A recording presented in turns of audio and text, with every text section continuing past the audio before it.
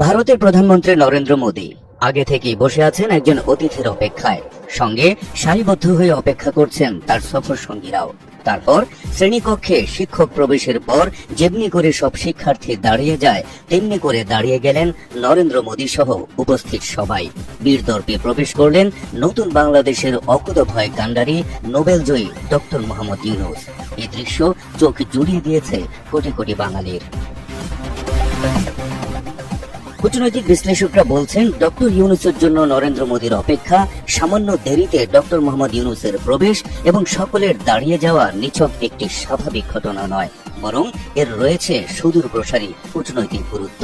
আর সেটি হলো, ভারতের সঙ্গে বৈঠকের জন্য বাংলাদেশ মুখিয়ে আছে, কিংবা নরেন্দ্র মোদীর সাক্ষাৎ পেতে ডক্টর ইউনূস দেন দরবার করে চলেছেন এতদিন, এমনটি যারা ভেবেছেন তাদের ধারণা ভুল। বরং বাংলাদেশের সঙ্গে বৈঠকটা ভারতের জন্যই বেশি গুরুত্বপূর্ণ, ভারতের কাছেই বেশি আকাঙ্ক্ষিত।